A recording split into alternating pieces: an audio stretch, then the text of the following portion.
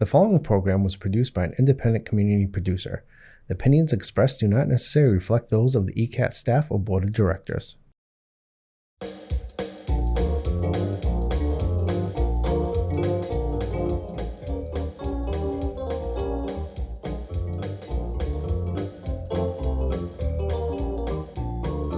Well, hi, this is Kathy, and I'm the host of this program, Purpose-Driven Aging. And as your host each month, we focus on various aspects of growing older. My first program that was put out just about a year ago outlined the 10 domains of purpose-driven aging. And each month, we dive deeper into aspects of these domains. Today's show will cross all of them. And throughout 2025, we will dive deeper into the various challenges that lie ahead as we uncover and focus on hidden truths that impact elder care and health care, and also the importance of staying informed in this rapidly changing environment. So let's take a look at what I call the 5 threats in healthcare and aging services, ones that we need to monitor throughout 2025. Yeah, I know there's a lot of hype out there right now, but let's just stay focused on what is real in the facts. So the first threat is increasing complexity and division. And this is deliberate. We'll get into this. The second one is the push to privatize Medicare. The third one is the other drug war, which we all know is increasing cost of prescription drugs. The fourth is moving the Medicaid state programs to block grants and the impact of that decision. And then 5, a lot of this disinformation, misinformation, and the campaigns around it. Some of it unintentional, much of it quite intentional. So, as we move through these 5 threats, we all need strategies to evaluate information, to combat all of the misinformation, and ensure that we have what we need for informed decision-making in this age of overwhelming content coming at us from multiple media. So let's take a look now at the first threat, which is increasing complexity and division within the healthcare and aging systems. So navigating the distinctions between health care and long-term care is critical for everyone, as you see in this image that's up on your screen right now. Each of these 3 areas has different providers, different payers, and they operate independently of one another. While we all use these services, they are anything but user-friendly. So as we take a look at this graphic, as I've broken into health, healthcare, and long-term care, so let's look at health. Health is more than just the absence of disease. It's a state of complex physical, mental, and social well-being. Achieving and maintaining good health requires a proactive approach. It's about the choices we all make every day. Good health is active. It's a daily practice that requires a personal commitment as well as community support. On the individual or personal level, health is shaped by our habits, such as eating a balanced diet, regularly moving and exercising, getting enough sleep, and fostering positive relationships in our lives. At the community level, public health systems play a critical role in addressing things like pandemics, ensuring that our food is safe, in providing essential services such as surveillance and sanitation. These public health or community services are funded through taxes, and they create the safety net that protects and promotes the health of its populations. Every town has a public health service.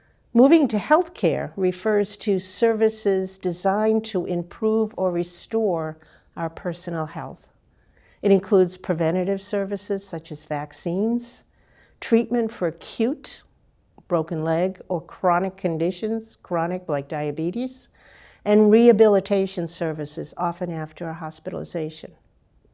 However, the U.S. healthcare system is heavily focused on treating disease rather than promoting health. And while it excels In emergencies and trauma care, it falls short in prevention, follow-up care, and managing chronic conditions. This shortfall is rooted in the system's profit-driven structure, where medical necessity is criteria used by insurers to determine the need for treatment or intervention, and it often takes precedence over health outcomes. Healthcare consumes nearly 20% of gross domestic product, GDP, and the U.S. healthcare system is the most expensive in the world.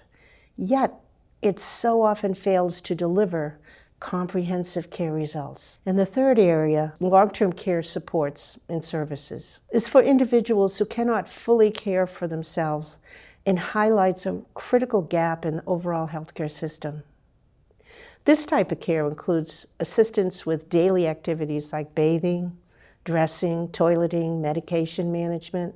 It's often provided in areas like nursing homes, assisted living facilities, or through home-based programs. Despite its importance, long-term care is frequently underfunded, and it's overlooked, leaving families to bear much of the financial and emotional burden. These costs are covered through a combination or individual private pay, long-term care insurance, some veterans benefits, and state Medicaid programs. And the coverage is driven by the level of disability, and with some payers also their financial situation.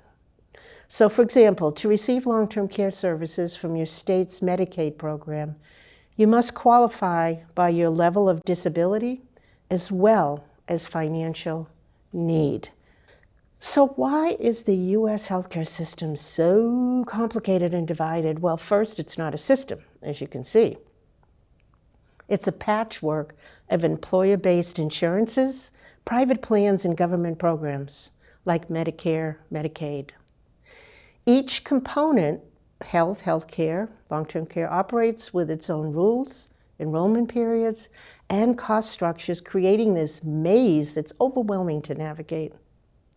Then add layers of coding and billing and administrative tasks, and this complexity grows exponentially.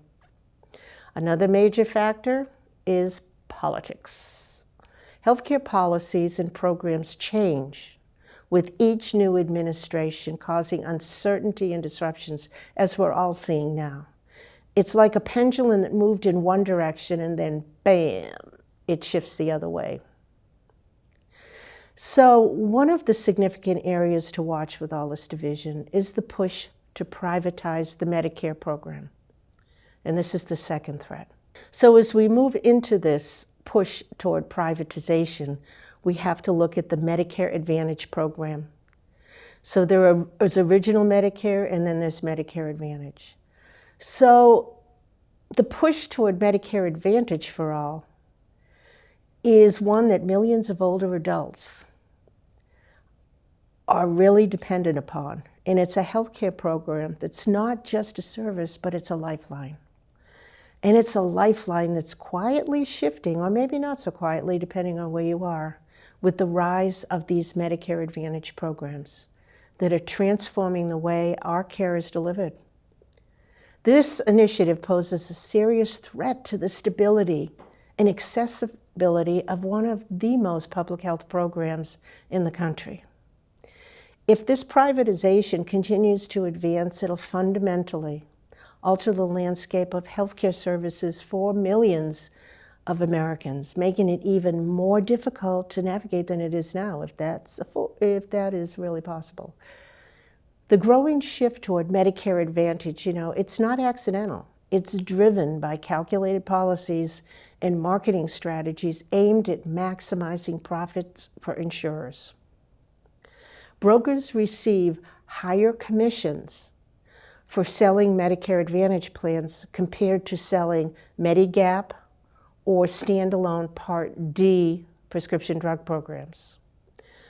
Employers are also steering retirees toward these plans to cut their own cost, regardless of how it impacts the quality of care that retirees receive.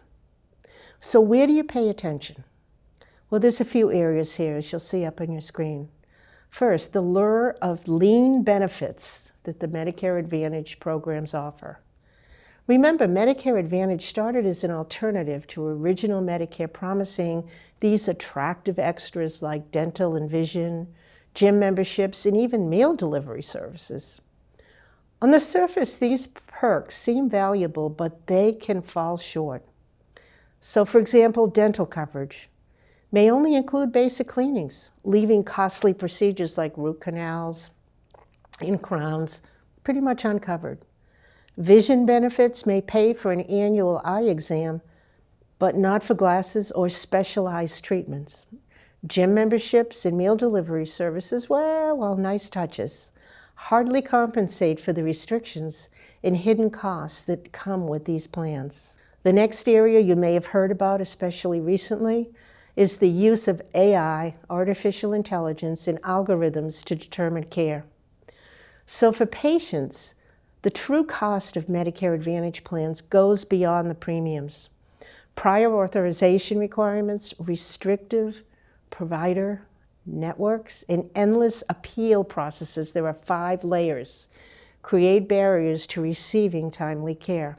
This disproportionately affects the most vulnerable among us, particularly those who have complex medical needs. Behind the scenes, insurers rely on artificial intelligence and algorithms to manage care. These tools can classify a patient as low risk, which justifies delays or outright denials of treatments. The result is a system that prioritizes profit margins over the patient's well-being. While these plans can seem, again, on the surface like an appealing alternative to original Medicare, the benefits come with significant trade-offs. When care is delayed or denied, families are left to shoulder the financial and emotional burden, while shareholders actually reap the benefits of these cost-saving measures. And finally, the loophole lost, or the Medigap loophole. Federal law guarantees access to Medigap policies. During the first 6 months after enrolling in Medicare Part B, this is an important sentence, 6 months after enrolling in Medicare Part B, this guaranteed issue period means there is no medical underwriting to qualify. However, after this period, insurers can deny coverage or charge exorbitant premiums based on pre-existing conditions. However, in a handful of states, this loophole doesn't exist, including this state, Massachusetts. This loophole has long-term implications, as switching back to original Medicare later becomes costly or even impossible. It often forces elders to remain in Medicare Advantage plans, even when these plans no longer meet their healthcare needs. Know that pushing people into Medicare Advantage isn't just a story about healthcare, it's a warning of how profit-driven systems compromise the well-being of patients. As these plans continue to gain traction, we have to be vigilant. Older adults and families have to carefully weigh trade-offs and fight to protect access to affordable quality care. So, stay informed about navigating these complex and ever-changing landscapes. Another threat to watch is all about prescription drugs. Many of us know these problems already exist. And our third threat, the prescription drug prices in the United States, you probably already know are the highest in the world. It creates a really heavy burden for all of us as citizens. Unlike other industrialized countries where governments regulate drug prices based on clinical benefits, the US, our country, lacks this centralized pricing policy. This absence of regulation allows pharmaceutical companies to set prices significantly higher than other countries. In fact, the Medicare drug program, which shoulders a significant portion of national drug spending, is prohibited from negotiating directly with manufacturers by law. As a result, we as Americans pay nearly double what our counterparts in other countries pay for the same medication. So why is this so? Well, let's take a look here. The global comparison, it's a quick look. In many countries, the approval process for drugs is more rigorous and comprehensive. These countries follow a 5-step process, as you'll see on the top line, most countries' systems. The drugs are produced, they undergo extensive safety testing, and then they're evaluated for their clinical benefits. Are there other drugs that can do the same thing? They have their prices negotiated with government, health authorities, and then they are made available to customers and consumers.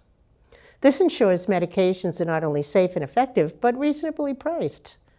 So in contrast, here we are in the United States, we've truncated this to 3 steps. Drugs are produced, they're deemed safe or unsafe by the FDA, and if safe, then they're just sold to consumers. Missing from this process are the critical steps of evaluating the clinical benefits. Are there other drugs that can do the same thing? And price negotiation.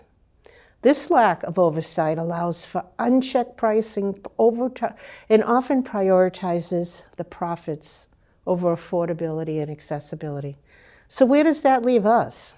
Where does that leave us as customers, consumers, people who need to take these prescription drugs? Well, there are 3 things we need to understand, especially in 2025. There's been some changes, but this has been an ongoing issue and the problems remain the same. Navigating prescription drug plans can be daunting as they involve formularies, tiers, and exclusions that directly impact your out-of-pocket costs. A formulary is a list of medications covered by an insurance plan, and that's categorized into tiers that determine your out-of-pocket cost. The lower tiers, Tier 1, typically include generic drugs. Tier 2 covers preferred brand name medications, more moderate copays. And Tier 3s and higher are your non-preferred specialty drugs, and these have the highest out-of-pocket cost. There are more exclusions this year in 2025. Some plans do not cover certain medications at all, requiring patients to pay the full price or seek alternatives. While these structures are designed to control cost, they can limit access to necessary medications. Higher tier drugs lack affordable alternatives. They may not be generics, often there aren't. And exclusions make essential treatments financially out of reach. In 2025, the change for Medicare beneficiaries for prescription drugs that were capped at $2,000 per year, while this was intended to make life-saving medications more affordable, it did have many unintended consequences. And what were those? Pharmaceutical companies responded by shifting medications to higher tiers or just excluding them from formularies altogether. These changes force patients to pay out of pocket or switch to less effective alternatives. So what can you do? Choose carefully, not based solely on the lowest premiums. Plans with lower monthly premiums often have higher deductibles, copays, and extensive exclusions. This all ultimately leads to higher out-of-pocket expenses for you. To make informed decisions, compare drug coverage across plans. Medicare's Drug Plan Finder is an excellent tool, and it's online and available to anybody. Local communities, including here in Easton, have counselors. They're called Shine counselors in Massachusetts, SHIP counselors in other states, and they're available in every neighborhood. Realize that even when a medication is covered by insurance, they may not be the most affordable option. Tools like GoodRx, SingleCare.com help you to find lower prices outside of your insurance plan. Additionally, discount or assistance programs in Massachusetts, we have Prescription Advantage, can help provide substantial savings for people struggling to afford medications. So the issue of higher drug prices extends beyond Medicare. People of all ages face this, from navigating formularies, coping with exclusions in these rapid price hikes. In the other drug war, it's important to stay informed and explore these programs and continue to advocate for reform to overcome the barriers that are posed by these unregulated, profit-driven systems. So, beyond Medicare lies a sinister reality, and it's happening at the state level. And it's very important to pay attention to, as the Medicaid, different from Medicare, benefits we'll discuss in this fourth threat, or threat number 4. Moving the Medicaid payment system into block grants. Now, this was tried a few years ago and failed, and it's back again. These grant proposals shift federal Medicaid funding to block grants, and they're a profound change from what we have today, and to the structure and sustainability of the Medicaid program. And they threaten essential healthcare services for millions of Americans. So let's take a quick look at the Medicaid program. How Medicaid works today, and has worked since its inception in 1965, it's a welfare program, and it's a combination of federal funding that adjusts based on states' actual expenditures and state funding, known as an FMAP, Federal Medical Assistance Program, FMAP. This ensures that Medicaid can respond to growing needs such as rising healthcare costs, increased enrollments during economic downturns, or public health emergencies like we recently had with COVID. What changes under block grants? Under a block grant system, states will receive a fixed annual amount of federal funding rather than the actual costs for these unexpected needs. While proponents argue this approach gives states more flexibility, it also introduces significant risks. Fixed funding falls short of covering actual cost, and therefore states have to make tough decisions, such as maybe reducing enrollment, leaving more people uninsured, limiting covered benefits, reducing access to essential care, increasing state taxes, or reallocating funds from other programs to make up the shortfall. It also has an impact on the ACA, or the Affordable Care Act. If you remember, the Affordable Care Act expanded Medicaid in some states. States could elect to do this for millions of low-income Americans, significantly reducing the number of uninsured individuals. Block grants would jeopardize this progress, particularly in states that adopted the expansion. With reduced federal funding, states would be forced to roll back expansion programs, leaving vulnerable populations without coverage or access to critical healthcare services. Finally, the threat to long-term care. One of the most concerning aspects of block grants would be the long-term care programs, which rely heavily on Medicaid funding. Medicaid covers approximately half of all long-term care services in the United States, including nursing home care and home-based community supports for seniors and individuals under 65 with disabilities. Under the current system, federal funding adjusts to meet the needs of aging populations and the rising costs of care. A block grant system caps funding at a fixed amount, regardless of the demand. This shift will force states to reduce the number of individuals eligible for long-term care services, limit the scope of services, such as personal care assistance or home modifications, and definitely increase out-of-pocket costs for family and caregivers.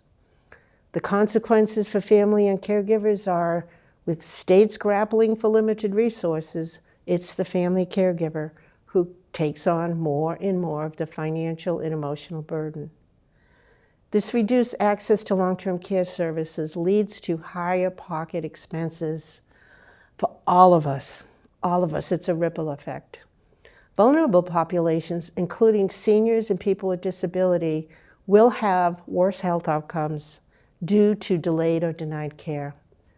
So, transitioning Medicaid to block grants will fundamentally alter the safety net that Medicaid now provides, particularly for people who rely on this.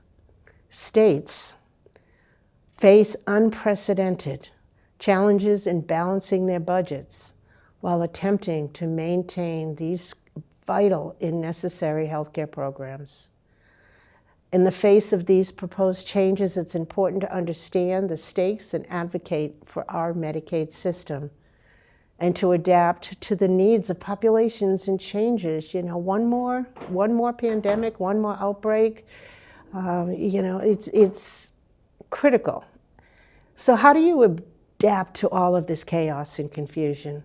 So the fifth threat and final threat is taking a look at the impact of disinformation, misinformation, and how to find facts. Misinformation is a growing threat with the potential to cause widespread harm. It already does, especially to older adults navigating complex systems like healthcare, Medicare, and aging services. From scams and conspiracy theories to biased, unverified sources, this spread of false information leads anyone to make poor decisions, suffer financial losses, and therefore have diminished trust in the essential systems they depend on. The impact of misinformation on individuals, the ability to distinguish between accurate information and false claims is really challenging. This vulnerability is exacerbated in areas like healthcare, where misinformation about topics such as vaccine safety or various Medicare coverage options has serious consequences. Misguided choices based on false information jeopardizes health, erodes trust in healthcare professionals, and even leads to financial or personal harm. For example, misinformation about the safety and efficacy of vaccines deter many older adults from getting needed immunizations, leaving them vulnerable to preventable diseases. Similarly, misleading claims about Medicare coverage that we see on our TVs all the time results in seniors choosing plans that do not meet their needs and falling victim to often fraudulent schemes. Scams that target older adults are done by scammers. They're exploiting the complexities of the healthcare and financial systems. Medicare-related scams are particularly prevalent. These scams involve fraudulent calls, pretending to be for Medicare, offering special benefits, or asking for personal information. Promises of free medical equipment or services, only to then charge hidden fees or commit identity theft, which is worse. Fake health plans appear legitimate but fail to provide adequate coverage, known as junk plans. These scams can lead to devastating financial losses, drain savings, and compromise personal information. So how do you combat this? To protect against misinformation and scams, it's essential to rely on verified sources, trusted guidance, government websites that end with .gov, like Medicare.gov, Medicaid.gov, offer reliable, up-to-date information about healthcare programs. Reputable news sources, established media outlets with strong editorial standards provide you with accurate and well-researched information. Local resources, senior centers, community organizations often have local experts who can help you navigate decisions and avoid scams. Be cautious of so-called experts without proper experience or qualifications, and avoid advice from salespeople or individuals with unclear credentials whose primary goal may be to sell you something unnecessary. So remember to stay vigilant and never give personal information over the phone or to unsolicited callers. Be wary of deals that sound too good, because they often are. Consult with reliable resources and verify claims before making decisions. Use tools like fraud alert registries and helplines to report suspicious activities. In a world filled with noise, seeking clarity and truth isn't a skill, it's a necessity. So I want to thank you for your time today, and know that this show, Purpose-Driven Aging, is not just about getting older. It's about living each day with meaning and making a difference in the world. It encourages us all to approach life with a purpose, passion, and intention. So that's all for today's episode. A look at the year ahead and the threats to aging services. Over the next few months, we will continue to break down these activities. Until then, take care and embrace your journey as you age.